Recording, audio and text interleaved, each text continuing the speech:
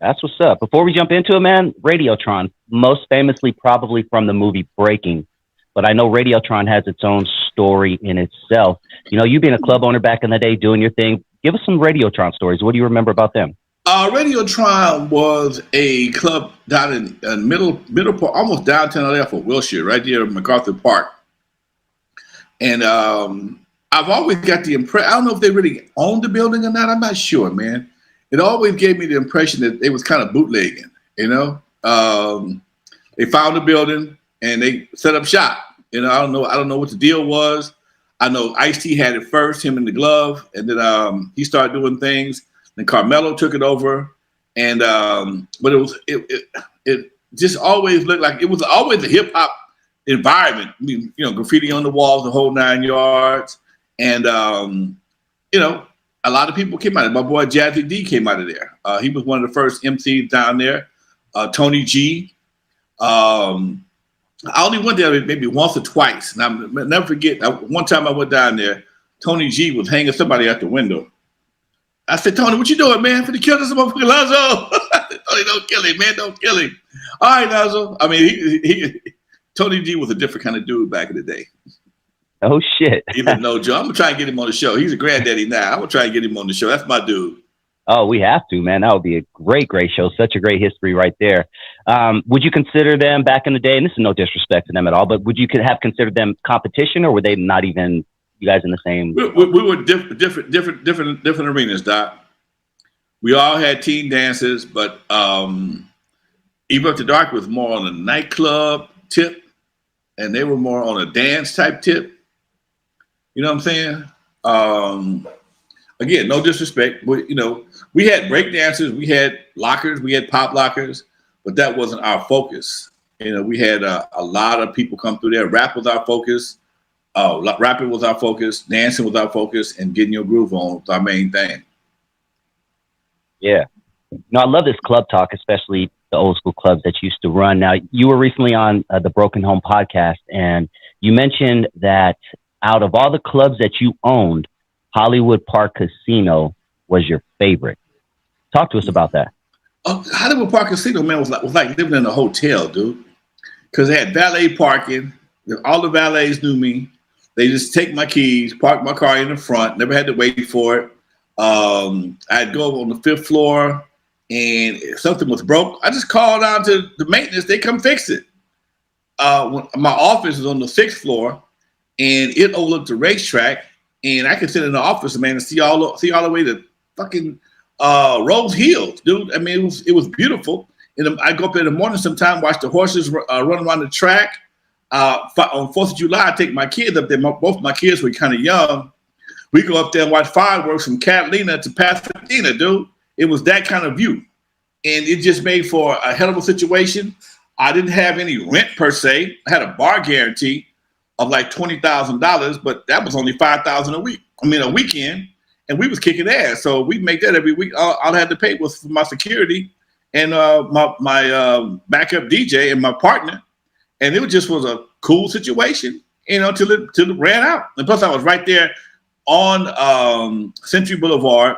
A lot of stuff. I got a lot of love from the racetrack, a lot of love from events from the Forum. So it just made for it was no resistance. Eaves After Dark. As much as I love the Eve, as much as Eve meant to me, Eve and Dudos was met with resistance sometimes, just from territorial resistance. Oh man, East Side, but over there it was no resistance. Oh, Hollywood Park, okay, cool. And I had a good thing, I had a sweet thing going with KGLH and Kevin Nash, and it just was, man, it was just like just picking up money, dude. It was just I DJ and pick up money, DJ and pick up money. And my cousin, we had together this birthday package that was so sweet.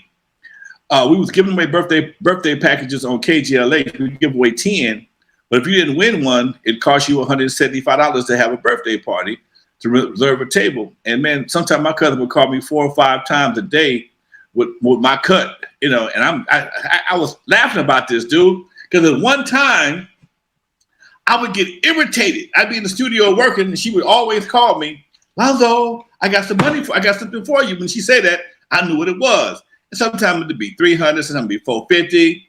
And dude, I remember one time I actually got an attitude about coming to the casino so much, picking up money. I said, what the fuck is wrong with me?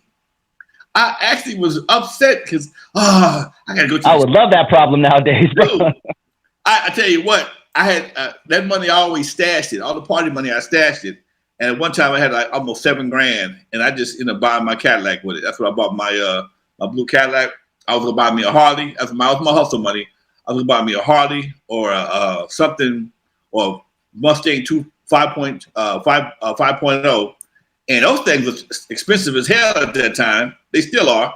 And I saw the Caddy. I remember Too Short had the Caddy, the convertible 85, and that's what made me buy the convertible 85 as opposed to the Harley or the Mustang. Yeah, Bakari has a question. I don't think.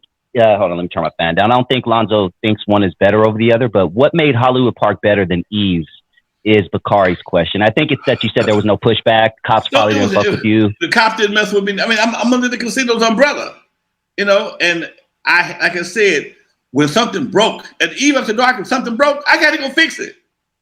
I kept a pair of overalls and a toolbox for Eve After Dark. Okay, if something broke, the bathroom door, because they snatch the doors off sometime, I got to get my drill. Middle of the night, they snatch the door off the bathroom. Somebody get the rough housing, door come off, or toilet overflood. If I couldn't find my guy, I had to go and flush. I had to go out there and plunge toilets and shit, man. I had to deal with the ice machine. If the ice machine went out, I had all the responsibility of the Eve After Dark. It was my house. I couldn't call nobody but a plumber or a roofer or a mechanic or somebody to fix stuff. So if they didn't get to me, if they couldn't get to me by the weekend, I had to do it myself. Just so happened the owner's son was he was a pretty handy dude, so he knew a lot of stuff around the club.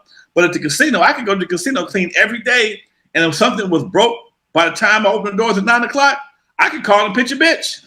Hey man, where's maintenance at? Whoa. All right, now we got it. That kind of shit, man. It was a whole different situation. Plus, you at the casino, dude. You go down there and play a couple of hands of blackjack at the bar, hang out at the bar, dude. It was a whole different world. Yeah. Keep those questions coming. I'm copying and pasting everything. We are going to definitely touch on the BT Awards and the 50th anniversary of hip hop, but not to pocket watch Lonzo, but just to give us an idea, what was a good night back in the day? No matter what club we're talking, what was a good night where you walked away saying, damn, I made a killing? Man, it wouldn't be, see, all my clubs, I had 2 nights a week. So at the end of the week, I've had 8, 9, one time I had 10 G's, dude, on a Sunday morning. I was counting up 10 racks. I'm like, damn, okay, 10 racks, okay, 95. The 80s. This is the 80s, 90s. Well, the Eaves, dude, the Eaves would surprise me sometimes. I'd make so much money with that son of a bitch. I'd count the money. Did I really just count all this money from Friday night? And I ain't got this. And this is Friday night, and still got Saturday to dig. So on the weekend, the Eaves, $55,000, $6,000 on the weekend after everybody was paid, rent, everybody, and I'm sitting very well. So I was able to buy a house cash with the Eve. I bought my first house.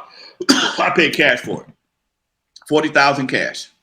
Okay, that's in the 80s. Okay, wow. All my cars I paid cash for them.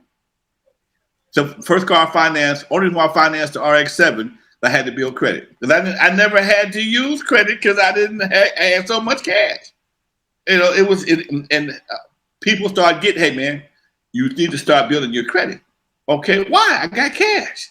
It's not this kind of world. You got to start, and people start talking. I started listening to them. So I bought the RX-7, and then I refied my house, pulled some money out of it, and started building my credit, which was the best thing I could have did. But you're 20, 24, 25 years old.